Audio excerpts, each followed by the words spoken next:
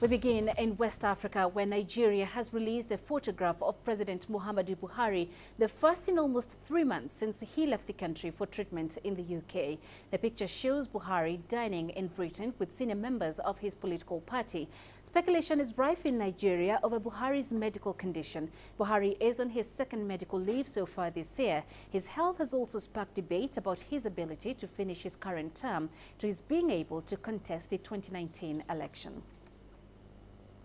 Let's get you more on that now. CGTN's Deji Badmas joins us from our Lagos studios. Deji, the health status of President Buhari has been a big concern. To what extent will the released pictures of Buhari in London calm the nerves of Nigerians?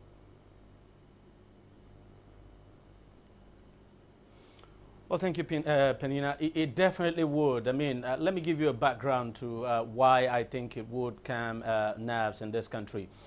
Just about a week ago, as a matter of fact, one of the senior opposition figures in this country and a governor of a particular state actually alleged that the president was on life support and that he had pictures to support that the president could not talk, that he was in a very, very bad condition. But this picture has clearly put paid to that allegation, and that what the governor said was actually not true.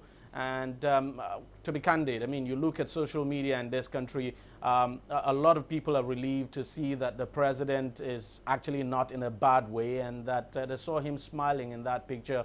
And of course, some of the governors who actually met with him said he was his usual self, that he was recovering very fast, and that the meeting actually lasted for over an hour, and that there was no sign at all that the president's condition was as bad as painted by that senior opposition figure in this country. So no question about it, people are somewhat relieved, and it will no doubt douse the tension in the country over the health of the president.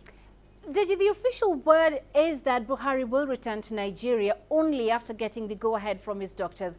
But the 3-month period he's allowed to be away is fast approaching. What more can you tell us about what is likely to happen next?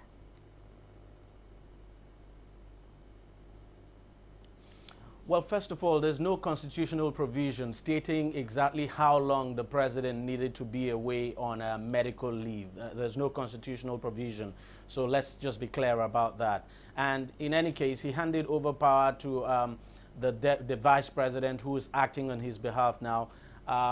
It's difficult, even if you know, he doesn't come back in the next, say, even another 1 month. It's difficult to see what could happen, because what can actually happen, and what the Constitution provides, is that if the president becomes incapacitated, and that decision will have to be made by the cabinet. So it's the cabinet that should decide whether the president is fit to continue in office and whether the president is incapacitated, and that would set in motion the process of removing the president. So I don't think that will happen, because I mean, that is a cabinet appointed by the president.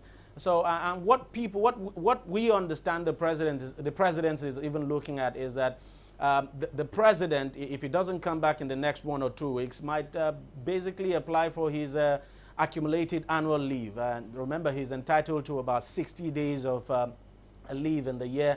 That's what is provided for in the Constitution. So what we're getting now is that if the president does not return in the next 2 weeks, he might apply for his accumulated annual leave and choose to stay back until his doctors give him the green light to return.